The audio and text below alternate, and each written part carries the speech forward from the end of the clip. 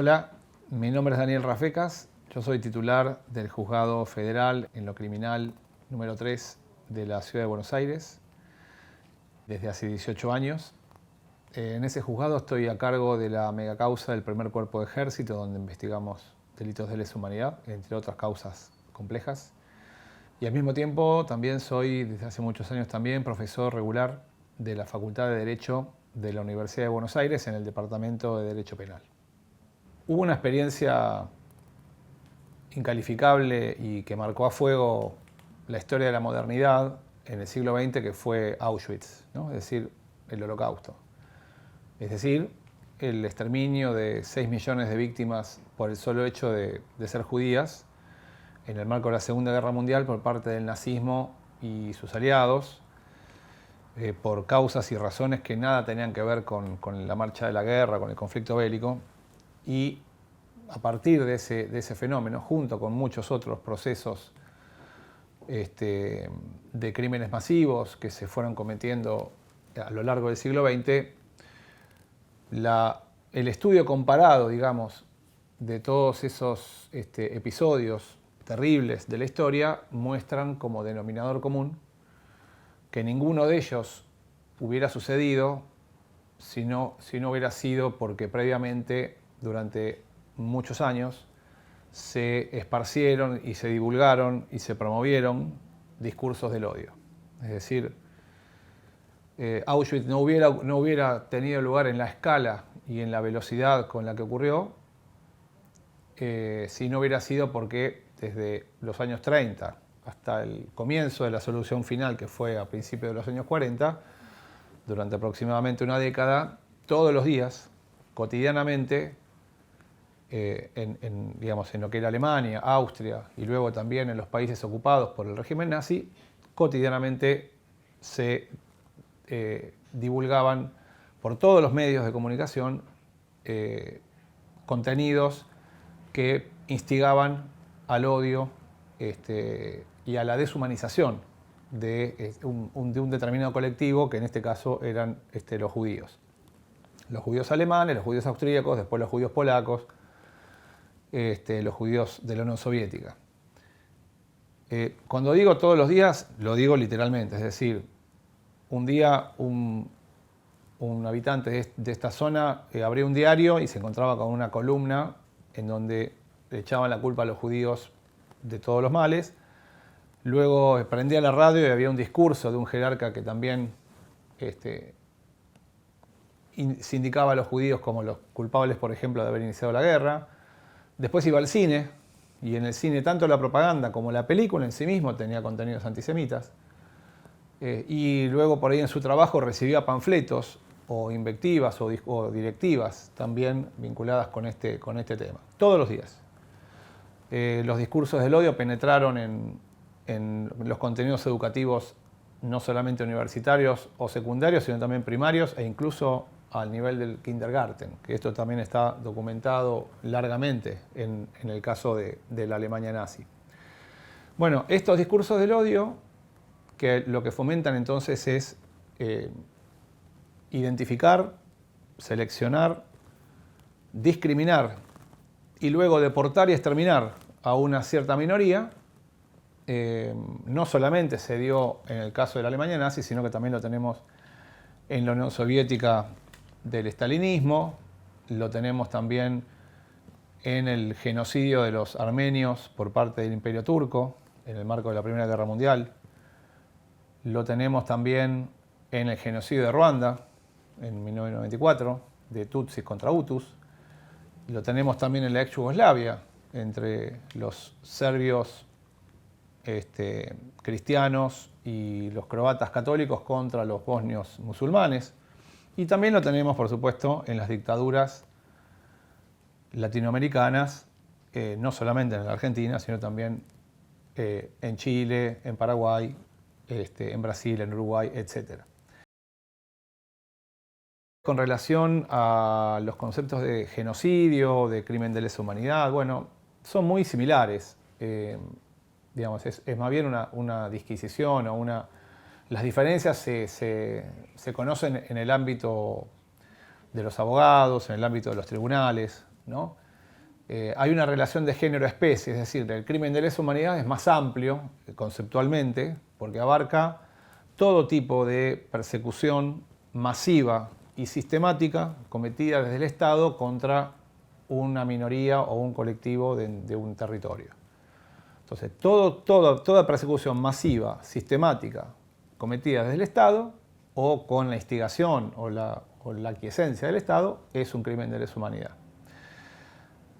Una categoría de los delitos de lesa humanidad es el genocidio. El genocidio es son como los casos más graves o más profundos, más intensos de crímenes de lesa humanidad, porque en el genocidio lo que los perpetradores se proponen es arrancar de raíz o eliminar o suprimir para siempre a un pueblo, a una colectividad, ya sea por motivos de raza, por motivos de etnia, por motivos religiosos, o por motivos de grupo nacional, ¿no?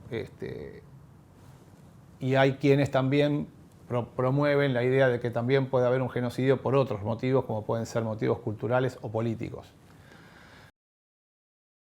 El juicio a las juntas, por supuesto, fue un hito fundamental en la lucha contra la impunidad con relación al terrorismo de Estado en la Argentina.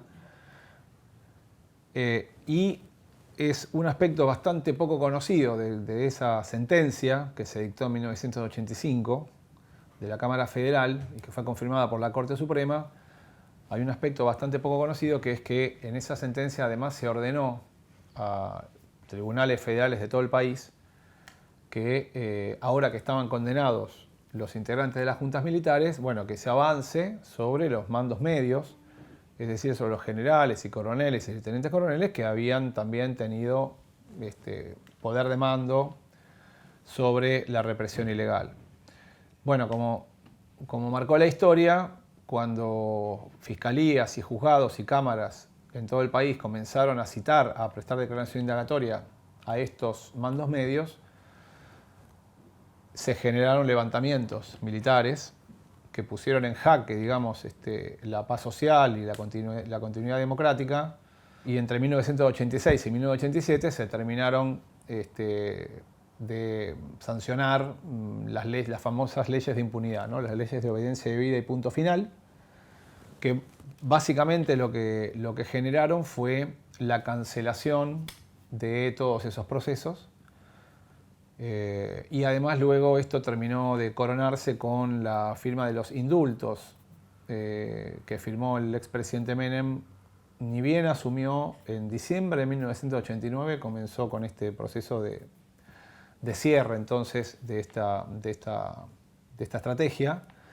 Y a partir de ese momento entonces se abrió un espacio, una era, digamos, en nuestro país marcada por el olvido y por la impunidad, que duró desde 1986 hasta aproximadamente el año 2003, aproximadamente. Es decir, unos 17 años. La Argentina padeció esta etapa en la cual se perdió un tiempo precioso para avanzar en estas investigaciones. Y esta etapa termina cuando, tanto por presión de la comunidad internacional, ¿no? Porque como Argentina no investigaba sus propios crímenes de lesa humanidad, otros países comenzaron a hacerlo respecto de sus connacionales, como el caso de España o de Italia o de Alemania y otros países. Y entonces había una presión muy fuerte de la comunidad internacional hacia la Argentina por esta situación de impunidad. Bueno, esto comienza a revertirse a comienzos de los 2000 con algunos fallos judiciales que declaran por primera vez la inconstitucionalidad de las leyes de obediencia debida y punto final. Concretamente, un juzgado federal de este edificio, el Juzgado Federal 4, con el doctor Cavallo y el doctor Parenti, que era el secretario, toman un caso concreto con dos víctimas, que eran un matrimonio, Gladys Lazuc y Carlos Poblete, y un solo imputado, que era Julio Simón, que era un represor de la Policía Federal, y entonces toman este caso como leading case para declarar la inconstitucionalidad en 2001. Esa resolución va a ser confirmada por la Cámara Federal en 2003 y luego en 2005 va a ser el famoso caso Simón, que la Corte Suprema toma para confirmar esa decisión, ¿no? De declarar, de cerrar la etapa de impunidad y abrir nuevamente la etapa de la verdad y la justicia. El problema principal es que todo el aparato que se utilizó para la represión ilegal era clandestino. Es decir, estaba construido incluso a espaldas de la administración estatal, incluso dentro de lo que era el ejército o dentro de lo que eran las Fuerzas Armadas en general. Entonces no hay documentos, no hay papeles, no hay prueba documental. Y por otro lado, bueno, como todos sabemos, la mayoría de las víctimas que fueron objeto de persecución del terrorismo de Estado o fueron asesinadas o están en condición de desaparecidas, con lo cual no tenemos tampoco la posibilidad de acceder a su testimonio. Pese a eso, bueno, se extreman los esfuerzos para obtener información de los que han sido sobrevivientes y de algunas áreas del Estado de la cual nosotros solemos contar con alguna otra información como para reconstruir los hechos, pero no hay duda que el principal problema es la obtención de la prueba. La historia de la justicia penal o la justicia federal penal de la segunda mitad del siglo XX es en general de acompañamiento de los periodos dictatoriales, ¿no? Es decir, como sabemos, toda dictadura, cuando llega al poder, en general remueve a los jueces democráticos o liberales o opositores y por simples decretos o simples resoluciones del Ministerio de Justicia designa nuevos jueces que son afines a la dictadura. De modo tal de que no nos tiene que sorprender que estos tribunales luego van a convalidar todo lo que haga un aparato represivo, ¿no? Que justamente para eso los designan. Y es el ejemplo más tenebroso en ese sentido fue la composición de un tribunal especial para perseguir o para reprimir y condenar perseguidos políticos por delitos políticos que tuvo el nombre del Camarón. El establishment autoritario, antidemocrático, que desde siempre hubo en la Argentina, una de las estrategias que intentó para lidiar con los sectores populares o la representación de izquierda, fue ir por esa vía, por la vía de la represión judicial, para decirlo de alguna manera.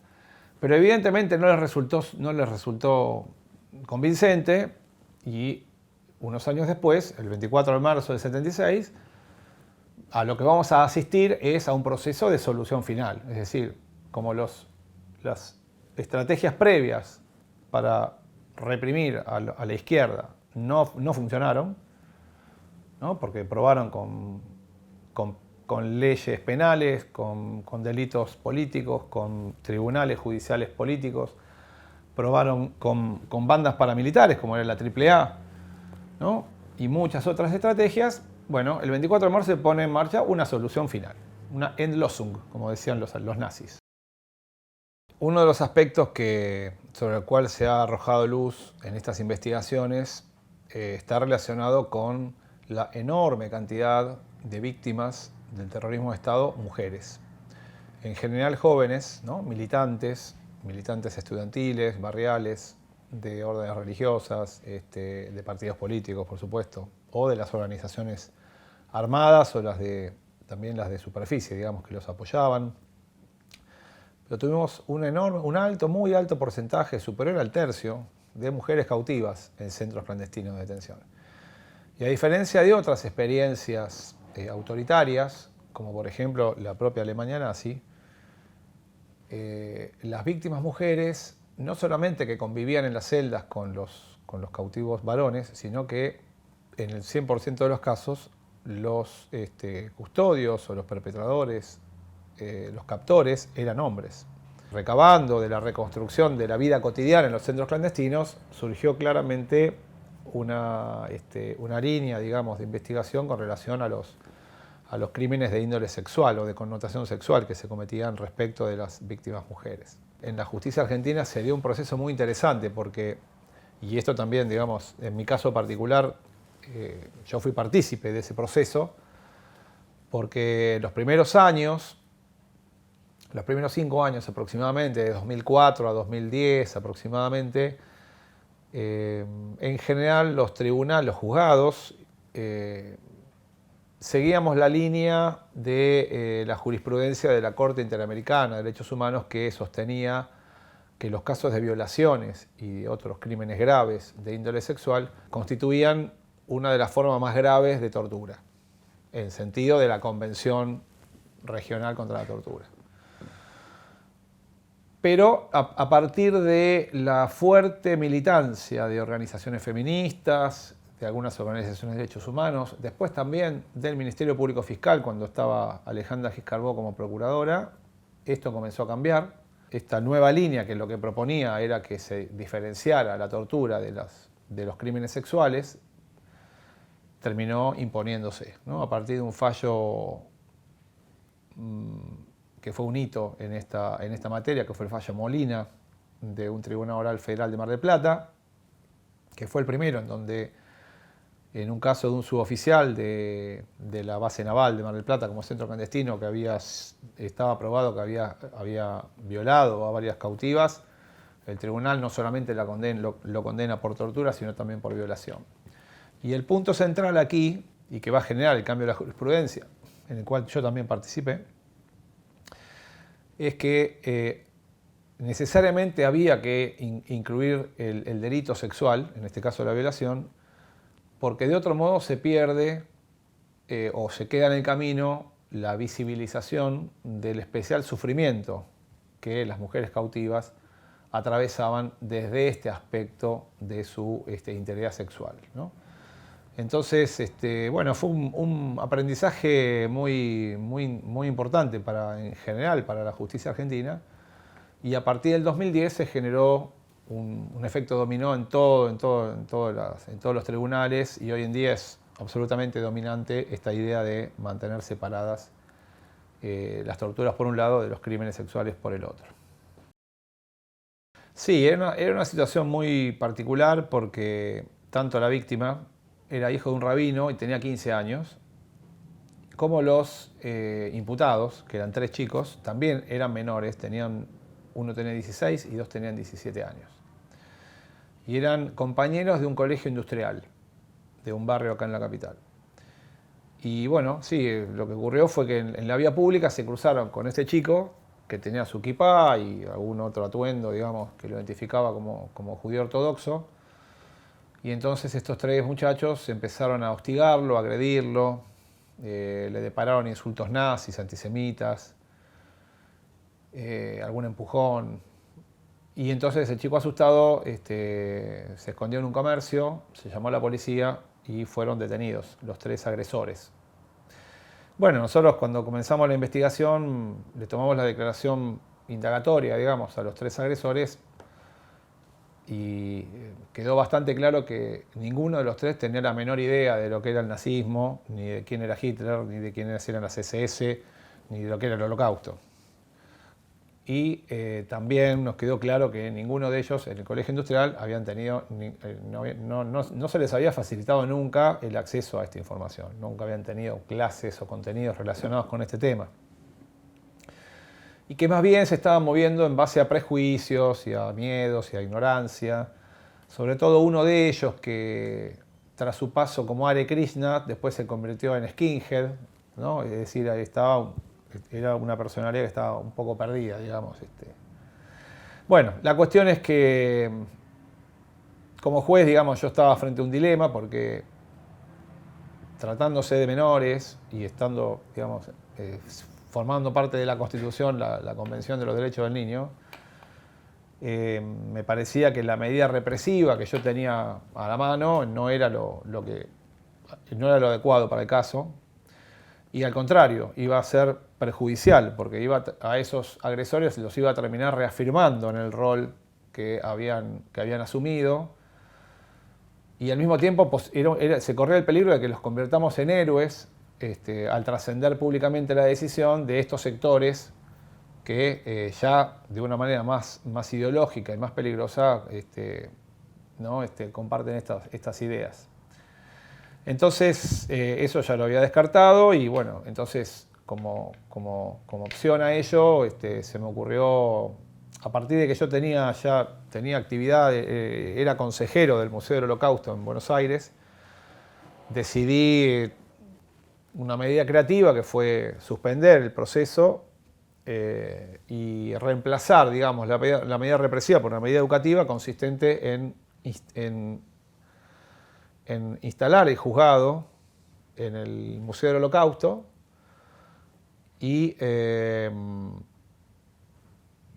convocar a estos 3 chicos, si querían venir con sus padres, y que el juez en persona le dé una clase de 3 horas recorriendo las instalaciones del museo, donde hay información, mapas, imágenes, ¿no? De lo que había sido la Shoah. Bueno, esto se llevó a cabo, se cumplió perfectamente.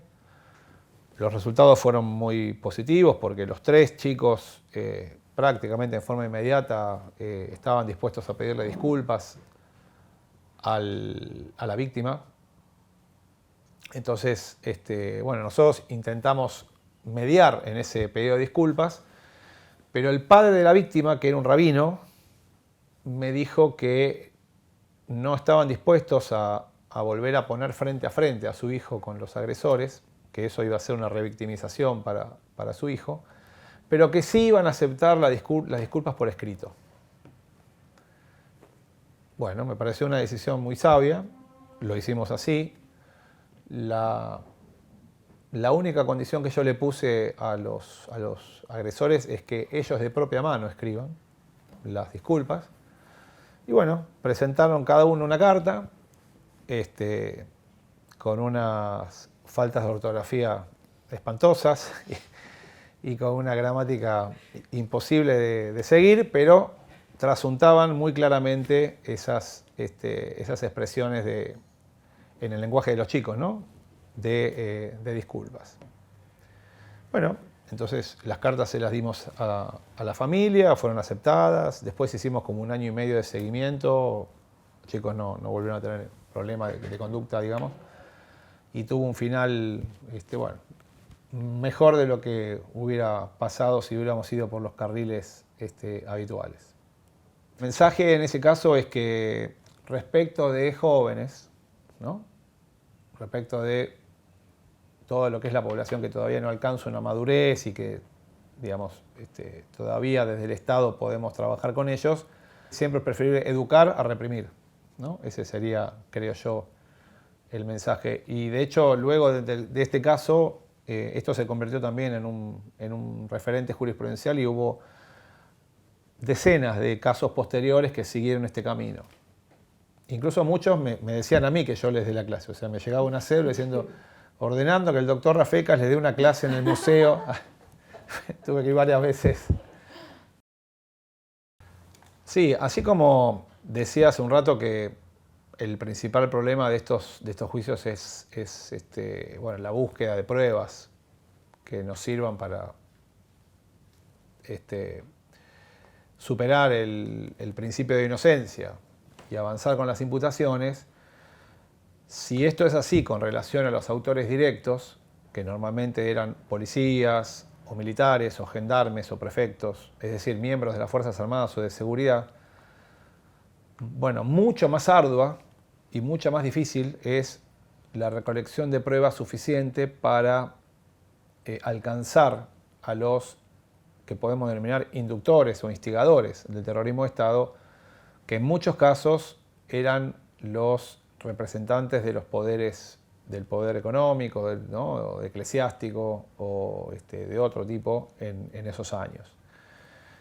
En ese sentido, bueno, después de todos estos años de investigaciones, la verdad que son más sombras que luces, ¿no? en este aspecto. En general, las investigaciones que han apuntado a los cómplices civiles, digamos, de lo que fue la dictadura, o a los inductores civiles de lo que fue la represión, en general esas imputaciones o han fracasado o se han visto frustradas por distintas razones.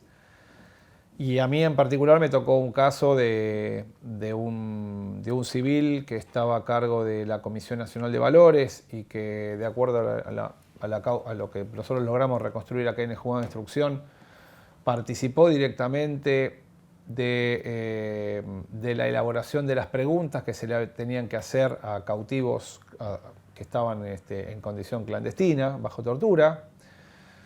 Incluso, bueno, nosotros dimos por probado que este señor Echevarri había estado presente, digamos, en esos lugares de detención clandestina, pero lo cierto es que las reglas de juego del Poder Judicial del sistema democrático han dicho que en un juicio oral, la semana pasada, 2 jueces contra 1, bueno, ha sido absuelto.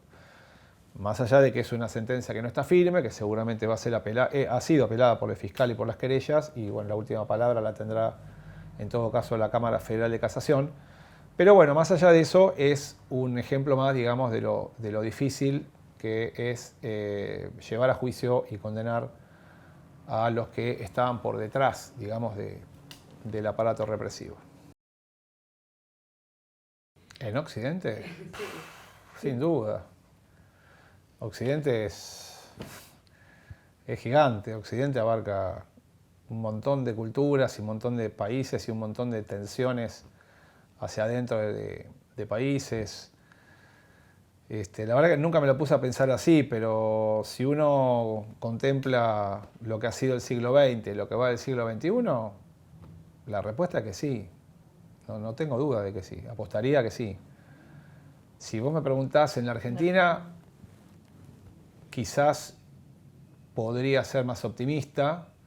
De hecho, soy más optimista porque está claro que lo que se ha construido en estos 40 años de democracia, en lo que es el aspecto de la violencia política y de combate a los discursos del odio y de consolidación, digamos, de la democracia y al mismo tiempo de repudio al autoritarismo, que en parte viene dado también por estos procesos de los que estamos hablando, me parece que es una plataforma cultural suficientemente sólida como para augurar que no va a volver a ocurrir algo como lo que nos pasó.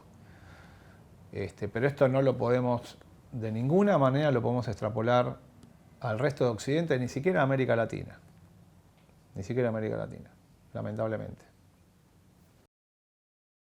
Se supone que, estando en el siglo XXI, tenemos que, de una vez por todas, recoger esta lección, aprender la lección, sobre todo desde los ámbitos estatales, poder legislativo, poder ejecutivo, poder judicial, Ministerio Público, estar alertas a esos discursos del odio, propender a detenerlos y a neutralizarlos tempranamente, antes de que se conviertan en discursos dominantes, antes de que penetren en la cultura de un país.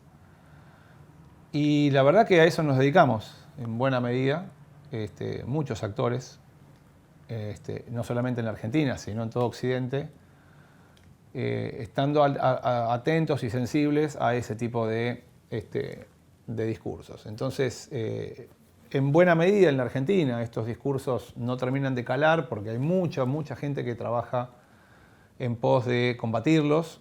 En parte también es importante que en nuestro país hay una política de Estado que promueve memoria, verdad y justicia respecto de crímenes de terrorismo de Estado. Y entonces, en el marco de esas políticas de Estado también hay esfuerzos en los ámbitos educativos, artísticos, culturales, no solamente judiciales o políticos o mediáticos. Es un combate cotidiano, ¿no? Es una lucha permanente. Es más, yo este próximo jueves viajo a Bariloche a una conferencia que organiza la Casa Ana Frank, justamente por estos temas, y así es todo el tiempo, ¿no? Todo el tiempo. Yo tengo muchas esperanzas en las nuevas generaciones, ¿no? Porque en mi caso, yo, por ejemplo, transité toda la primaria y hasta 4º año de colegio secundario en dictadura. Entonces, yo tengo fe que las generaciones que vienen después de la mía, incluyendo las las que de los chicos y chicas que hoy tienen, que son adolescentes o que tienen 20 años, van a terminar de consolidar esto, van a terminar de transformar esto. Y sin ninguna duda vamos a tener un país más democrático y un país mejor.